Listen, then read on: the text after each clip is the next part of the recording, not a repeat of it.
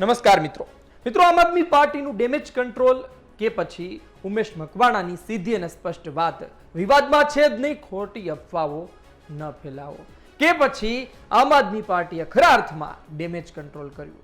સવાલ તો એ પણ થાય કે જો ડેમેજ કંટ્રોલ કર્યું છે તો કેટલો સમય સુધી આ ડેમેજ કંટ્રોલ ટકશે? શું પ્રજા સાથે દ્રોહ કરનાર, પાર્ટી સાથે દ્રોહ કરનાર નેતાઓને લઈને કોઈ સજાની જોગવાઈ હોવી જોઈએ? પ્રજાને ઉલ્લુ બનાવનાર એ નેતાઓ કે નથી જતા, પક્ષ પલટો નથી કરતા, 1000 વખત કહે પરંતુ ત્યારબાદ પણ પક્ષ પલટો કરી લે, તો શું તેની માટે કોઈ સજા હોવી જોઈએ? તમે ખેડૂતોના સમાચાર નથી ચલાવતા, તમે અદાણીના સમાચાર ચલાવતા નથી. અરે સમાચાર ચલાવીએ, પરંતુ શું કોઈ પક્ષ પલટો કરે ધારાસભ્ય? એ સમાચાર આનીથી નાના છે. આ તમામ બાબતે વાત કરવી છે આજના વિડીયોમાં. વાત છે કે ઉમેશ મકવાણા વંડી ટપે છે, વાત છે કે ઉમેશ મકવાણા પક્ષ પલટો કરે છે. ઉમેશ મકવાણા સામી છાતીએ સામા આવ્યા, કહ્યું કે ભાઈ નથી કરતો પક્ષ પલટો, આમ આદમી પાર્ટીમાં છું અને રહેવાનો છું, નથી જતો ભારતીય જનતા પાર્ટીમાં. 3 ટર્મ કાઢી છે, હજુ 2 ટર્મ આમ આદમી પાર્ટીમાં જ છું. પરંતુ આવું ભૂતકાળમાં ઘણા નેતાઓ બોલ્યા છે અને તેને લઈને પણ ચર્ચા થતી હતી ને ત્યારે તેને પણ સવાલ પત્રકારોએ પૂછ્યા હતા, તેને લઈને પણ સમાચારો બન્યા હતા. ગુલાબસિંહ યાદવ, સહપ્રભારી આમ આદમી પાર્ટીના ગુજરાતમાં અને દિલ્હીના પૂર્વ ધારાસભ્ય, તેમણે કહ્યું કે ન્યૂઝપેપરોમાં છપાયું, યુટ્યુબમાં આવ્યું કે ભાઈ ઉમેશ મકવાણા પક્ષ પલટો કરે છે. તેની સાથે વાત કરી અને ત્યારબાદ તેઓ પત્રકાર પરિષદ કરે છે. તેમના આવવાથી બોટાદમાં સંગઠન મજબૂત થયું છે. શું ખરેખર સંગઠન મજબૂત થયું છે? ગુલાબસિંહ યાદવ કઈ કહી રહ્યા છે અને ત્યાંના ગ્રાઉન્ડ રિપોર્ટ કઈ અલગ કહી રહ્યો છે, ત્યાંની ગ્રાઉન્ડની સ્થિતિ કઈ અલગ છે. આમ આદમી પાર્ટીના કાર્યકર્તાઓ સાથે બોટાદમાં મને લાગે છે વાત કરવી જોઈએ. જે વ્યક્તિઓ આમ આદમી પાર્ટી વિશે બોટાદમાં ઉમેશ મકવાણાના નેતૃત્વમાં બધું સબ સલામત જોઈ રહ્યા છે અથવા તો બોલી રહ્યા છે. ગુજરાત તકથી વાત કરવામાં આવી હતી કે ઉમેશ મકવાણા પક્ષ પલટો કરી શકે છે. એ સંભાવના હતી, સૂત્રો પાસેથી મળેલી માહિતી હતી અને અમે રજૂ કરી, કારણ કે અમારો એ ધર્મ છે કે આપની સુધી એ માહિતી પહોંચાડવી કે શું ચાલી રહ્યું છે. અને કારણ કે ધારાસભ્ય તો ઘણા છે આમ આદમી પાર્ટી પાસે, પણ એક ધારાસભ્ય વંડી ટપી, ભૂપત ભયાની, હજુ 4 ધારાસભ્ય છે. કેમ ઉમેશ મકવાણાની ચર્ચા થાય છે? ઉમેશ મકવાણાની ચર્ચા, સુધીર વાઘાણી પણ ક્યાં એક્ટિવ છે? આમ છતાં પણ સુધીર વાઘાણી પક્ષ પલટો કરશે તેવી ચર્ચા કેમ ના થઈ? આ સવાલ છે. કોંગ્રેસના 12 ધારાસભ્યો હવે વધ્યા છે, તેમાંથી કોઈની ચર્ચા કેમ ના થઈ? આ સવાલ છે. અને અન્ય સમાચારો પણ દરેક ન્યૂઝ ચેનલ માટે મહત્વના હોય છે. ખેડૂતોના સમાચાર ગુજરાત તક બતાવતું રહ્યું છે, ડ્રગ્સને લઈને નેતાઓ સાથે વાત કરી છે, તેમનું મંતવ્ય જાણ્યું છે, લોકો સુધી પહોંચાડ્યું છે. પણ વાત એ છે કે કોઈ ધારાસભ્ય પહેલા તો આટલો ખર્ચો કરે, સરકારી સિસ્ટમનો ઉપયોગ કરે, સરકારી પૈસા ખાય અને પછી એ પક્ષ પલટો કરી લે. જ્યારે લોકો વચ્ચે જાય ત્યારે કહે છે કે મારા સમ મને મત આપજો. અલગ અલગ સમ અપાવી મત લઈ, પૈસા ખવડાવી મત લઈ. વાત ત્યાં સુધીની છે કે તમે જ્યારે ચૂંટણી પ્રચારમાં હો છો, તમારી ચૂંટણીનો સમય હોય છે, ત્યારે કેટલા લોકો પરેશાન થાય છે, કેટલા લોકો તમારા ઇલેક્શન સાથે જોડાયેલા હોય છે. અને તમને જે મત દેનાર વ્યક્તિ હોય છે, 70,000, 80,000, 90,000, લાખ, 2 લાખ, જે કોઈ તમને મત મળે છે, એ તમામ મતદાતાઓને તમારી પાસે આશા હોય છે. જો તમે પક્ષ પલટો કરો તો સીધો તમે તેની સાથે દ્રોહ કર્યો છે ને સમાચાર કોઈ દિવસ નાના ના બની શકે. જો તેની ચર્ચા ચાલતી હોય તો પણ તે બતાવવું જરૂરી બને છે. અમે ક્યાં કહીએ છીએ કે કરવાના જ છે, અમે કહીએ છીએ કે સંભાવના છે. અને આ સંભાવના વિશે અમે વાત કરી હતી. ઉમેશ મકવાણાએ ચોખવટ કરી. ઉમેશ મકવાણાએ શું કહ્યું પહેલા તો એ સાંભળો, પછી તેમના સહપ્રભારી ગુલાબસિંહ યાદવે શું કહ્યું તે સાંભળો, અને ત્યારબાદ એ સાંભળીએ કે જે પત્રકાર રમેશ પટેલ સાથે, રમેશ ચૌધરી સાથે અમે વાત કરી હતી, તેઓ હવે શું કહી રહ્યા છે. કારણ કે ભૂતકાળમાં ઘણા નેતાઓ હતા, હાર્દિકભાઈ પટેલ હતા, જે કહેતા હતા નથી જવાનો, એ પણ ગયા. રાજકારણની તો વાત અલગ રહી, કહેતા રાજકારણમાં કોઈ પોલિટિકલ પાર્ટીમાં નહીં જાવ, એ તો અલગ રહી ગયું.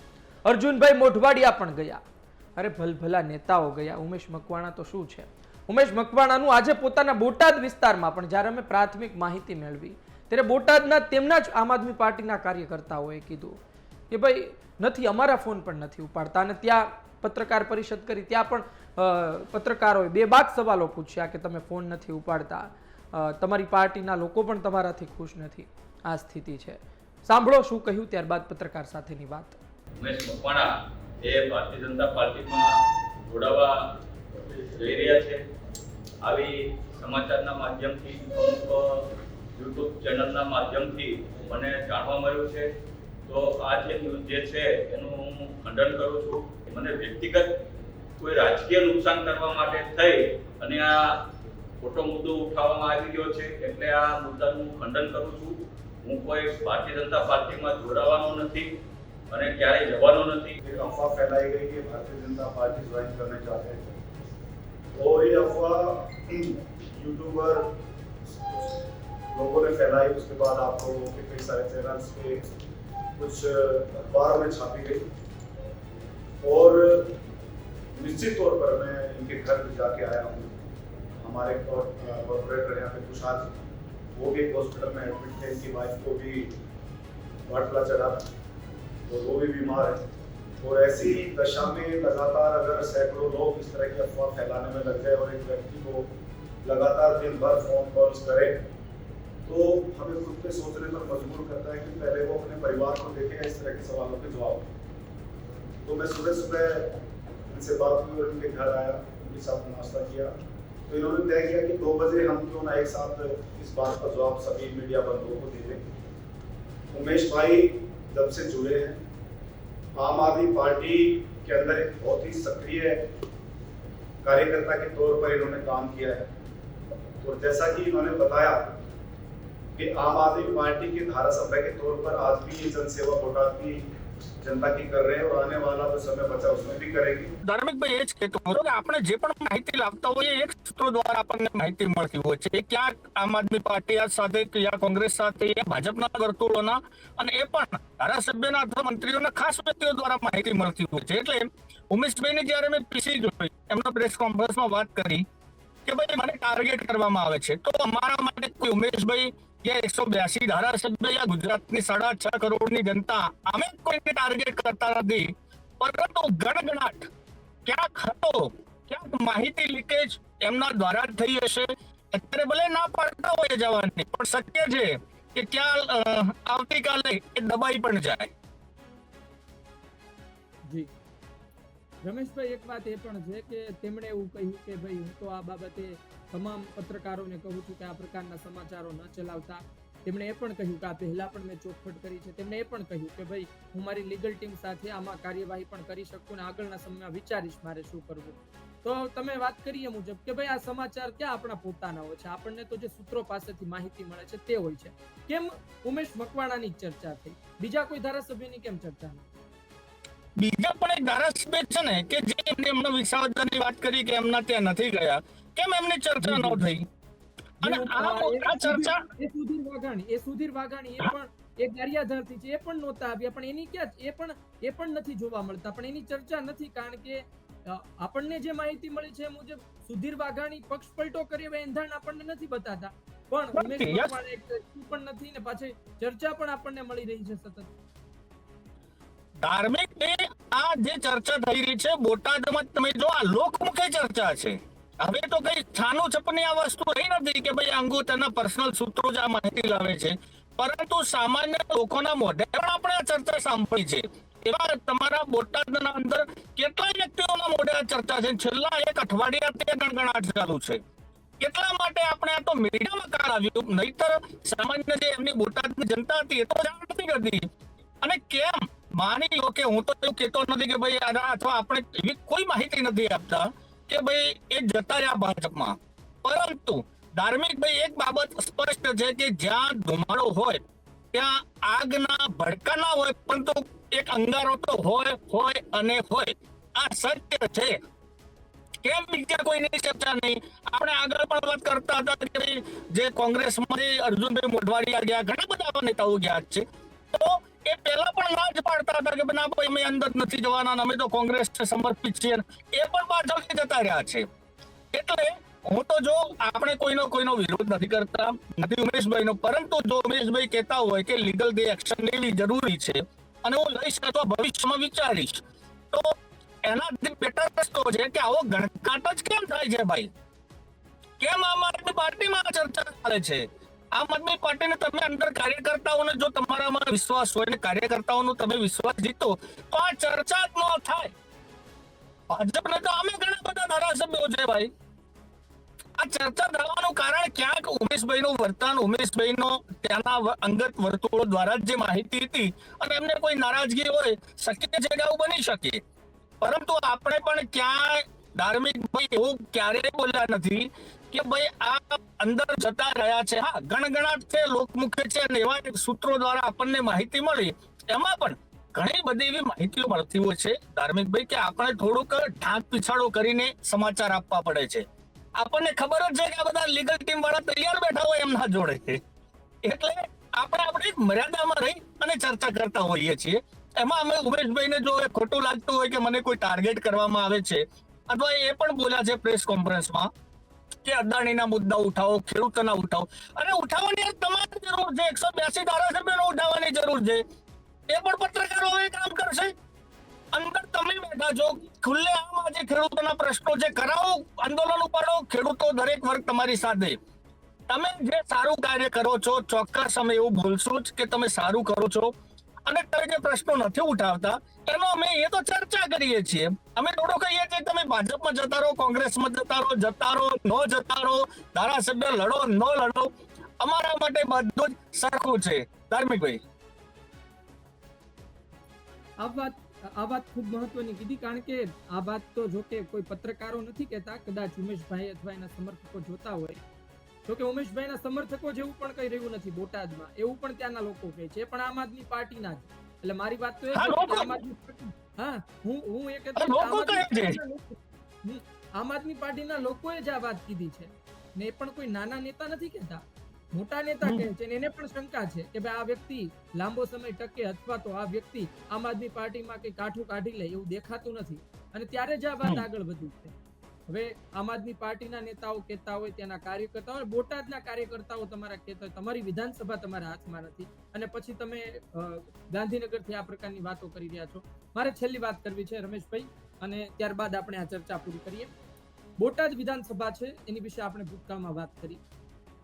એવું બની શકે કે કોઈ એક વ્યક્તિ હોય, કોઈ એક નેતા હોય, એ નેતાની પહેલા ચર્ચા થાય કે તે ભારતીય જનતા પાર્ટીમાં જઈ રહ્યો છે, પક્ષ પલટો કરી રહ્યો છે, સમાચાર પણ સાચા હોય, પરંતુ એ નેતા કહી દે કે નહીં, હું ભારતીય જનતા પાર્ટીમાં નહીં જાઉં, અને ત્યારબાદ જોડાઈ જાય પાછા 2 વર્ષે 3 વર્ષે અથવા તો અમુક મહિનાઓ પછી. એવું શક્ય બને? ઘણી વખત લગભગ કેસમાં જેની માહિતી લીકેજ થઈ ગઈ હોય એ પહેલા આવીને ખુલાસા કરે છે કે હું નથી જવાનું, અને પાછળથી વંડી ટેપા જે કૂદવા વાળા ઢગલો ને ડઝનેક ધારાસભ્યો છે ગુજરાતમાં. આપણે ઉમેશભાઈનું નામ નથી આપતા, બાકી દરેક વ્યક્તિ આ જ કહેતા હોય યાર. કદાચ જો એમને લીગલ ટીમની વાત કરતા હતા ઉમેશભાઈ, હું તો એમ છાતી ઠોકીને કહું છું કે ઉમેશભાઈને એવો લેખિત આપવું પડે કે જો હું પ્રજાનો વિદ્રોહ કરીશ તો પ્રજા મારા ઉપર લીગલ કાર્યવાહી કરે. આવું લેખિત આપતા હોય ને જ્યારે કોઈ ધારાસભ્યો, ત્યારે યાર આપણે પત્રકાર તરીકે એ ધારાસભ્ય ઉપર ગર્વ થાય. તો યાર કોઈક એમને ચર્ચા કરી લીધી ને એમને ડાયરેક્ટ વાત હું લીગલ ટીમમાં કરી નાખીશ. ભાઈ, બોટાદ તમારું, તમારા માણસોની ચર્ચા, અને અમે તો છતાં પણ સંભાવનાઓ બતાવી છે.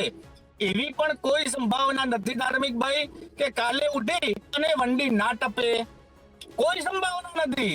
આ તો કદાચ સેટિંગ અત્યારે ન બેસતું હોય અથવા માહિતી લીકેજ થઈ ગઈ હોય તો અત્યારે ટેમ્પરરી ના પણ કૂદે, અથવા ના પણ જાય ક્યારે ભવિષ્યમાં આમ આદમી પાર્ટી સાથે સંકળાયેલા રહે.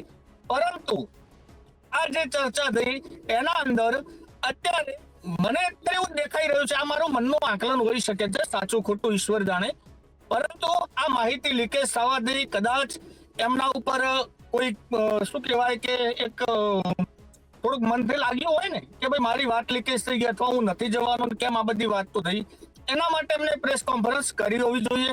હું ચોક્કસ ઉમેશભાઈ સાથે એક આશા રાખું છું એમના સાથે પણ કે આપણે સામસામા આપણી ચેનલમાં એને ખુલાસા કરે કેમ ભાઈ તમારા નામની ચર્ચા થઈ છે, કેમ બીજાનું કોઈનું નામ નહીં, કેમ આમ આદમી પાર્ટીના જ કાર્યકર્તાઓ તમારું નામ આપે છે, અને અમારા જોડે ચર્ચા કરવા કરતા આપના કાર્યકર્તાઓને સાચવે એ પણ ગુજરાત માટે ઘણું જ છે. જી રમેશભાઈ, જોઈએ હવે આવનાર સમયમાં શું થાય છે. કારણ કે નેતાઓ તો મને તો લાગે કે એવો કોઈ કાયદો આવવો જોઈએ કે જે નેતાઓ બોલે એક વખત કે ભાઈ હું આ પક્ષમાં જ રહેવાનો છું. જો કે એમણે તો એવું જ કહ્યું છે કે હજુ 2 વર્ષ હું આમ આદમી પાર્ટીમાં છું. એવું નથી કહ્યું કે આજીવન આમ આદમી પાર્ટીમાં છું. પણ એવો કાયદો આવે, એક વખત તમે ચૂંટાઈ ગયા પછી તમારી ટર્મ પૂરી ના થાય ત્યાં સુધી તમારે એ જ પાર્ટીમાં રહેવાનું, તો ખબર પડે. ધાર્મિક- તો કંઈક ગૌરવ.